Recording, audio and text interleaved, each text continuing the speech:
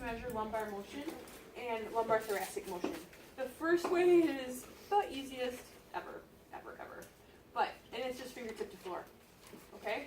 Now, the thing I don't like about this measurement is I can't watch the quality of his movement. Alright? So I would first have you turn around and, there you go, thank you.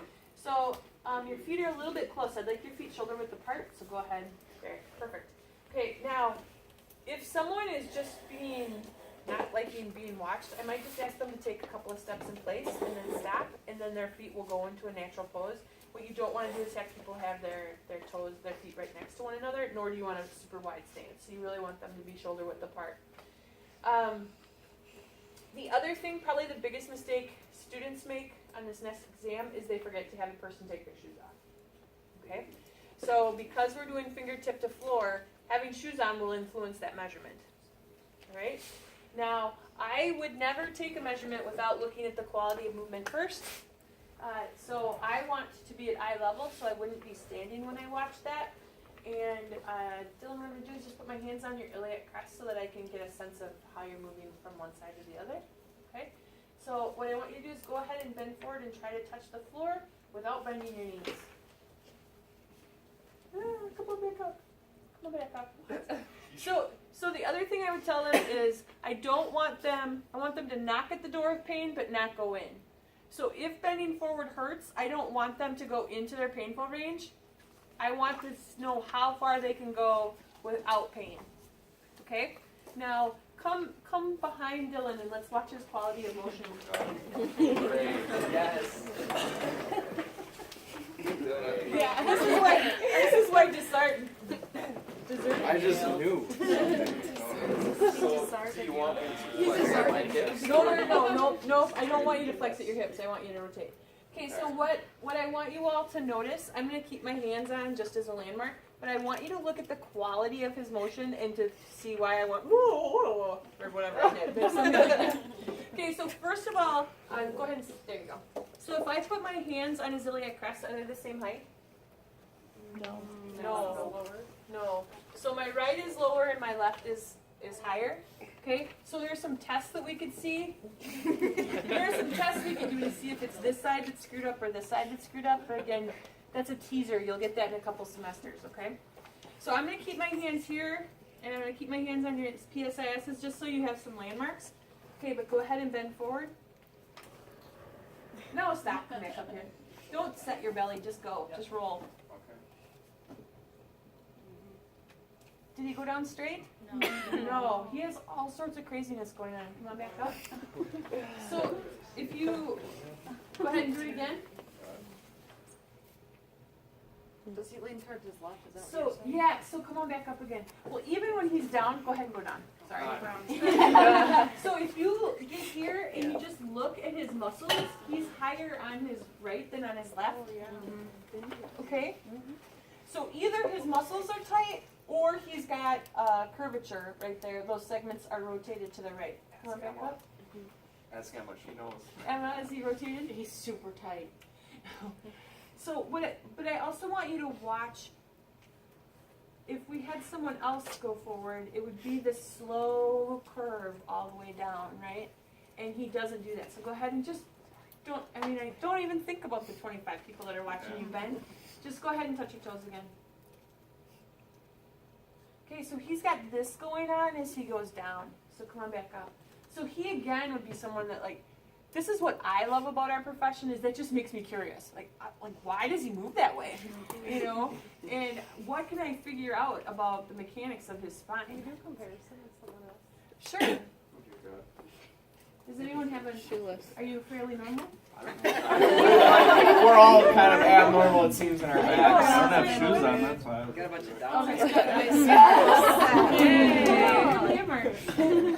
Okay. Good job, Keegan. Way to mark him up there. Okay. All right. Go ahead and bend. And come on back up.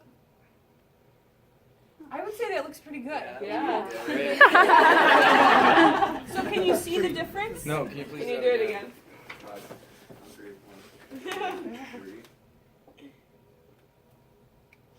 Very synchronized. So, Thank you, Mark. so he like just curves more Yeah. like Fluidly. naturally. Yeah.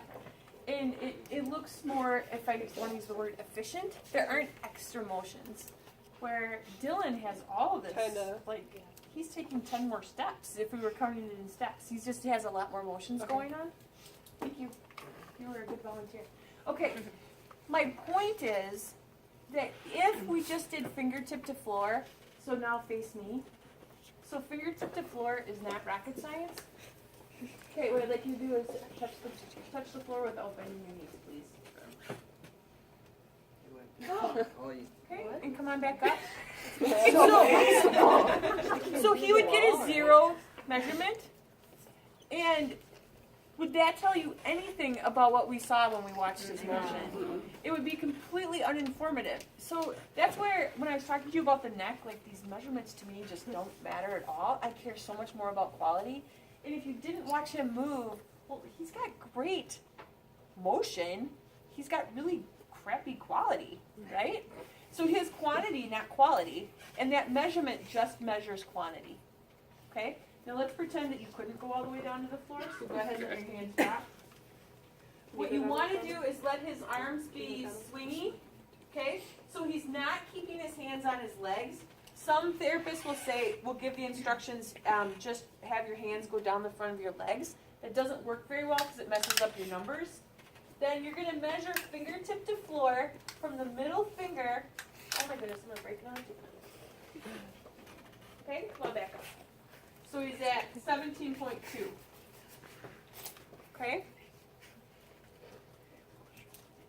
So if we're going to 0, just the fingertips you touch, not the whole hand? Just the fingertips. Now, if obviously he has more motion than just his fingertips touching the ground, if I thought that was important, I would go ahead and document palms flat for this test. So I'd put 0 centimeters palms flat. Honestly, if people have that much motion, this flexion isn't going to be their problem, right? I'm not going to set a goal to increase their flexion range of motion. Elbows to the ground. Okay? So,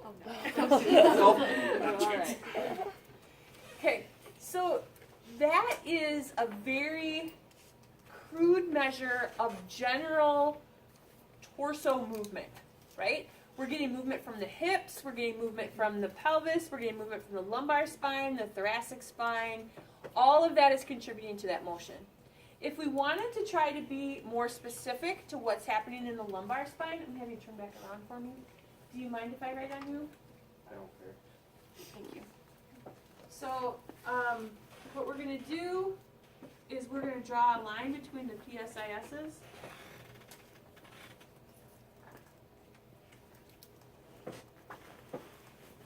Okay, and we're going to go 15 centimeters up. Now, you don't hold the tape to the skin. You just hold it on the mark and then at the top. Okay? So if can you stick out your belly for me? It already kind of is. Well, stick it up more. There you go. So I would not try to keep that to the contour. You go ahead, relax. I would just keep it there. There you go.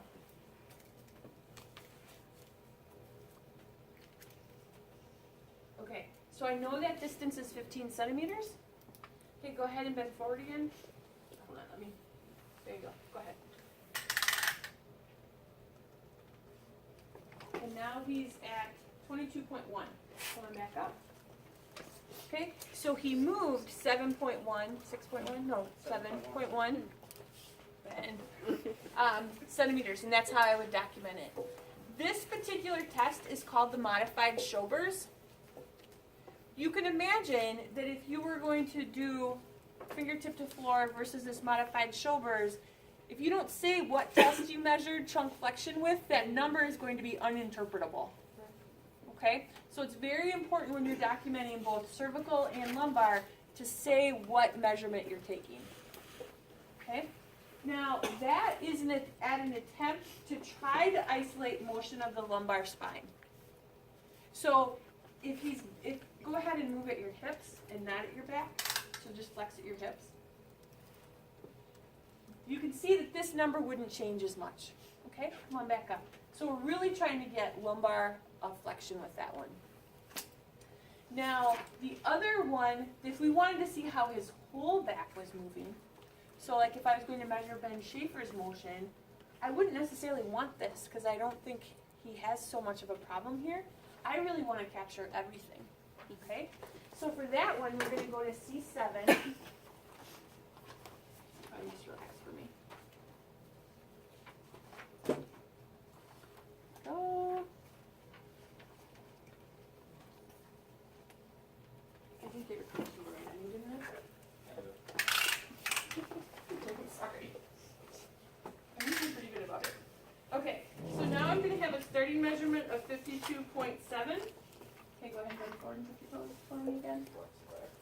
Yeah.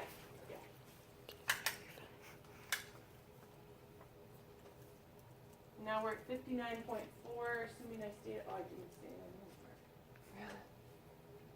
on 63.1. I'm gonna back up. We would document that difference again. Okay?